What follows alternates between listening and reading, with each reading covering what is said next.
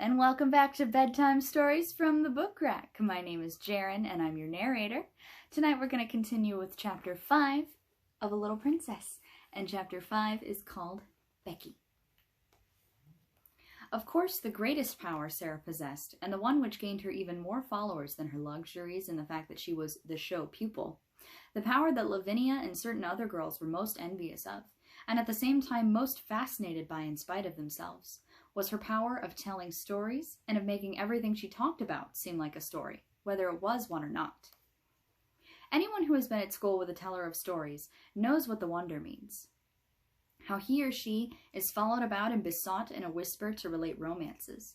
How groups gather round and hang on the outskirts of the favored party in hope of being allowed to join in and listen. Sarah not only could tell stories, but she adored telling them. When she sat or stood in the midst of a circle and began to invent wonderful things, her green eyes grew big and shining. Her cheeks flushed, and without knowing that she was doing it, she began to act and made what she told lovely or alarming by the raising or dropping of her voice, the bend and the sway of her slim body, and the dramatic movement of her hands. She forgot that she was talking to listening children. She saw and lived with the fairy folk or the kings and queens and beautiful ladies whose adventures she was narrating. Sometimes when she had finished her story, she was quite out of breath with excitement and would lay her hand on her thin little quick-rising chest and half laugh as if at herself. "When I am telling it," she would say, "it doesn't seem as if it was only made up. It seems more real than you are, more real than the schoolroom. I feel as if I were all the people in the story, one after the other. It is queer." She had been at Miss Minchin's school about 2 years when, one foggy winter's afternoon, as she was getting out of her carriage, comfortably wrapped up in her warmest velvets and furs and looking very much grander than she knew, she caught sight, as she crossed the pavement, of a dingy little figure standing on the area steps and stretching its neck so that its wide-open eyes might peer at her through the railings. Something in the eagerness and timidity of the smudgy face made her look at it.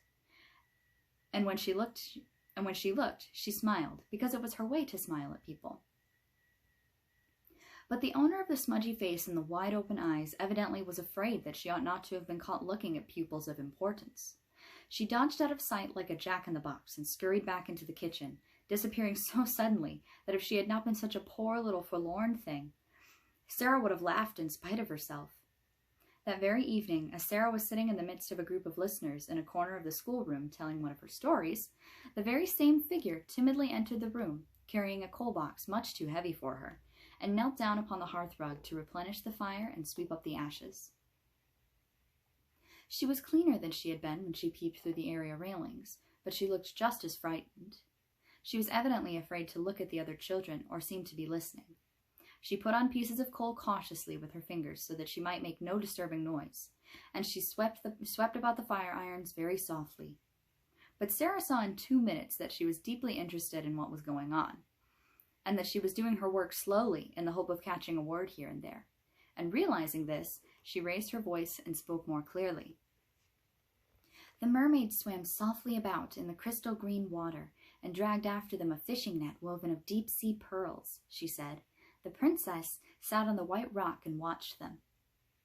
It was a wonderful story about a princess who was loved by a prince merman and went to live with him in shining caves under the sea. The small drudge before the grate swept the hearth once and then swept it again. Having done it twice, she did it 3 times. And as she was doing it the 3rd time, the sound of the story so lured her to listen that she fell under the spell and actually forgot that she had no right to listen at all, and also forgot everything else. She sat down upon her heels as she knelt on the hearthrug, and the brush hung idly in her fingers. The voice of the storyteller went on and drew her in with it into winding grottos under the sea, glowing with soft, clear blue light and paved with pure golden sands. Strange sea flowers and grasses waved about her, and far away, faint singing and music echoed. The hearth-brush fell from the work-roughened hand, and Lavinia Herbert looked around. "That girl has been listening," she said. The culprit snatched up her brush and scrambled to her feet. She caught at the coal box and simply scuttled out of the room like a frightened rabbit. Sarah felt rather hot-tempered. "I knew she was listening," she said. "Why shouldn't she?" Lavinia tossed her head with great elegance. Well, she remarked, I do not know whether your mamma would like you to tell stories to servant girls, but I know my mamma wouldn't like me to do it. My mamma, said Sarah, looking odd. I don't believe she would mind in the least. She knows that stories belong to everybody. I thought, retorted Lavinia in severe recollection, that your mamma was dead. How can she know things? Do you think she doesn't know things? Said Sarah in her stern little voice. Sometimes she had a rather stern little voice. Sarah's mamma knows everything, piped in Lottie. So does my mamma, except Sarah is my mamma at Miss Minchin's. My other one knows everything.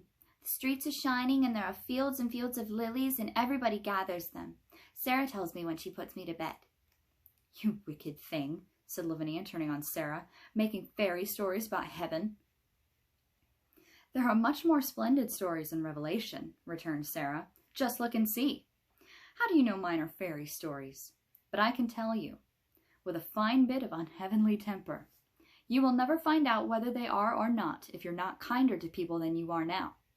Come along, Lottie. And she marched out of the room, rather hoping that she might see the little servant again somewhere. But she found no trace of her when she got into the hall. Who is that little girl who makes the fires? She asked Mariette that night. Mariette broke forth into a flow of description. Ah, indeed, Mademoiselle Sarah might well ask. She was a forlorn little thing who had just taken the place of a scullery maid, though as to being scullery maid, she was everything else besides. She blacked boots and grates, and carried heavy coal scuttles up and down stairs, and scrubbed floors and cleaned windows, and was ordered about by everybody. She was 14 years old, but was so stunted in growth that she looked about 12. In truth, Mariette was sorry for her. She was so timid that if one chanced to speak to her, it appeared as if her poor, frightened eyes would jump out of her head. What is her name? Asked Sarah, who sat by the table with her chin on her hands, as she listened absorbedly to the recital. Her name was Becky. Mary heard everyone below stairs calling, Becky do this and Becky do that, every 5 minutes in the day. Sarah sat and looked into the fire, reflecting on Becky for some time after Mariette left her. She made up a story of which Becky was the ill-used heroine. She thought she looked as if she had never quite had enough to eat. Her very eyes were hungry. She hoped she should see her again. But though she caught sight of her carrying things up or down stairs on several occasions, she always seemed in such a hurry and so afraid of being seen that it was impossible to speak to her. But a few weeks later, on another foggy afternoon, when she entered her sitting room, she found herself confronting a rather pathetic picture. In her own special and pet easy chair before the bright fire, Becky, with a coal smudge on her nose and several on her apron, with her poor little cap hanging half off her head and an empty coal box on the floor near her, sat fast asleep, tired out beyond even the endurance of her hard-working young body. She had been sent up to put the bedrooms in order for the evening. There were a great many of them, and she had been running about all day. Sarah's rooms she had saved until the last. They were not like the other rooms, which were plain and bare. Ordinary pupils were expected to be satisfied with the mere necessities. Sarah's comfortable sitting room seemed a bower of luxury to the scullery maid, though it was, in fact, merely a nice, bright little room. But there were pictures and books in it, and curious things from India. There was a sofa and the low, soft chair. Emily sat in a chair of her own, with the air of a presiding goddess, and there was always a glowing fire in a polished grate. Becky saved it until the end of her afternoon's work, because it rested her to go into it, and she always hoped to snatch a few minutes to sit down in the soft chair and look about her, and think about the wonderful good fortune of the child who owned such surroundings, and who went out on the cold days in beautiful hats and coats one tried to catch a glimpse of through the area railing. On this afternoon, when she had sat down, the sensation of relief to her short, aching legs had been so wonderful and delightful that it had seemed to soothe her whole body, and the glow of warmth and comfort from the fire had crept over her like a spell, until, as she looked at the red coals, a tired, slow smile stole over her smudged face. Her head nodded forward without her being aware of it. Her eyes drooped, and she fell fast asleep.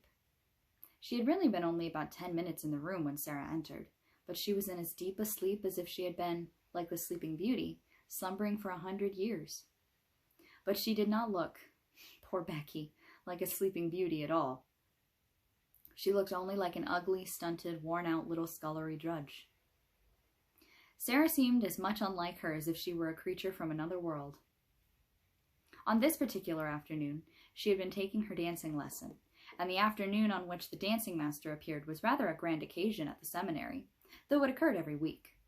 The pupils were attired in their prettiest frocks, and as Sarah danced particularly well, she was very much brought forward, and Mariette was requested to make her as diaphanous and fine as possible. Today, a frock the color of a rose had been put on her, and Mariette had bought some real buds and made her a wreath to wear on her black locks. She had been learning a new delightful dance in which she had been skimming and flying about the room like a large rose-colored butterfly, and the enjoyment and exercise had brought a brilliant, happy glow into her face. When she entered the room, she floated in with a few of the butterfly steps, and there sat Becky, nodding her cap sideways off her head. "Oh," cried Sarah softly when she saw her, "that poor thing." It did not occur to her to feel cross at finding her pet chair occupied by the small, dingy figure. To tell the truth, she was quite glad to find it there. When the ill-used heroine of her story weakened, she could talk to her. She crept toward her quietly and stood looking at her. Becky gave a little snore. "I wish she'd waken herself," Sarah said. "I don't like to waken her, but Miss Minchin would be cross if she found out. I'll just wait a few minutes."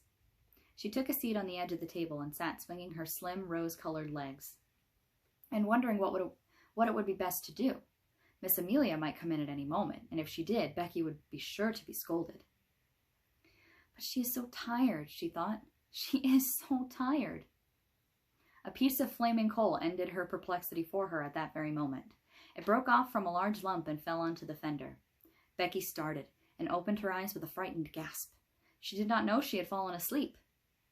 She had only sat down for one moment and felt the beautiful glow, and here she found herself staring in wild alarm at the wonderful pupil who sat perched quite near her, like a rose-colored fairy with interested eyes.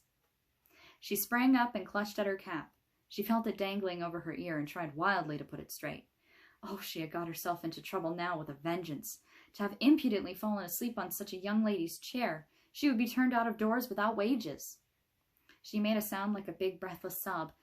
Oh, miss, she stuttered. "I asked your pardon, miss. I do, miss." Sarah jumped down and came quite close to her. "Don't be frightened," she said, quite as if she had been speaking to a little girl like herself. "It doesn't matter the least bit."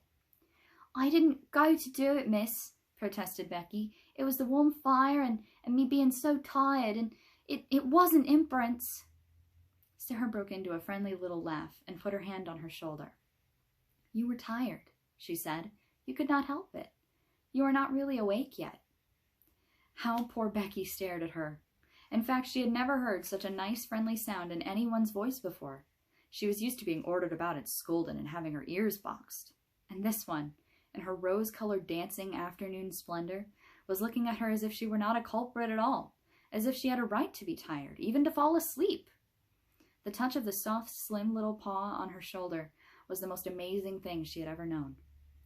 Ain't you angry, miss?" she gasped.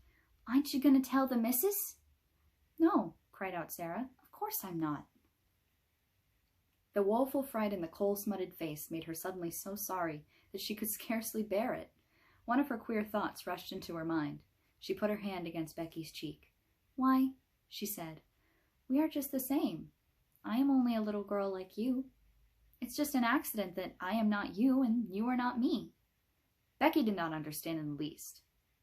Her mind could not grasp such amazing thoughts, and an accident meant to her a calamity in which someone was run over or fell off a ladder and was carried to the hospital. "A accident, miss?" she fluttered respectfully. "Is it?" "Yes," Sarah answered, and she looked at her dreamily for a moment. But the next she spoke in a different tone. She realized that Becky did not know what she meant. "Have you done your work?" she asked. "Dare you stay here a few minutes?" Becky lost her breath again.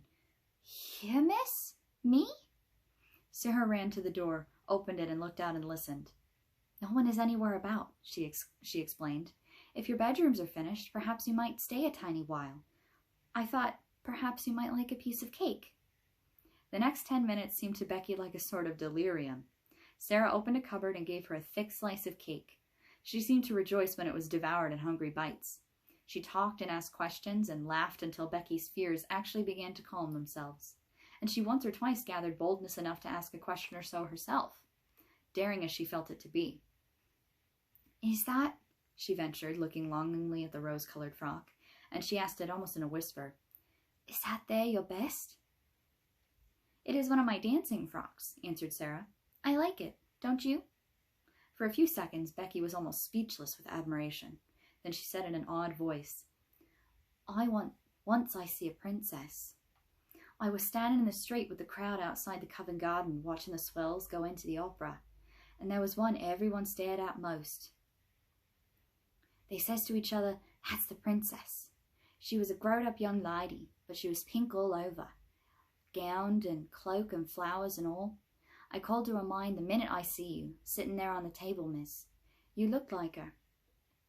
"I've often thought," said Sarah in her reflecting voice, "that I should like to be a princess. I wonder what it feels like. I believe I will begin pretending I am one." Becky stared at her admiringly and, as before, did not understand her in the least. She watched her with a sort of adoration. Very soon, Sarah left her reflections and turned to her with a new question. "Becky," she said, "weren't you listening to that story?" "Yes, miss," confessed Becky, a little alarmed again.